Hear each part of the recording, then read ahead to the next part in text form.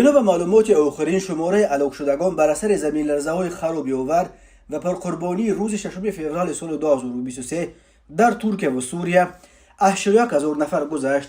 پرزیدنت ترکیه رجب طیب اردوغان هنوز شام 14 فوریه خبر داد که بر اثر آفت‌های طبیعی در ترکیه 35,413 نفر جان باختند.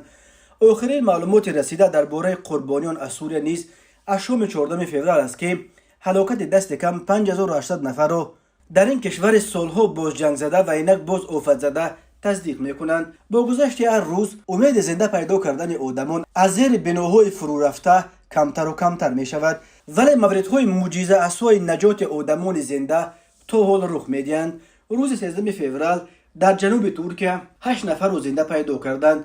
صبح 14 فوریه نجات بخشان با 3 نفر دیگر از جمله 2 برادر را که تقریبا 200 ساعت در زیر ویرانه بنا قرار داشتند زنده بیرون آوردند. زمین لرزه آخر با بیش از 41,000 قربانیش پر قربانی ترین آفت طبیعی در ترکیه و سوریه از سال 1939 به این طرف دانسته می شود. این در حالی است که شماره قربانیان این آفت ها می تواند بازم بیافزاید، چون که 100 نفر دیگر همچون بی نام و نشان باقی می مانند. از روز 9 فوریه در شهر آفت زده قهرمانمرش در جنوب ترکیه یک گروه عبارت از 50 نجات دهنده و طبیب از تاجیکستان نیز در عملیات‌های جستجو و نجات اشتراک دارند.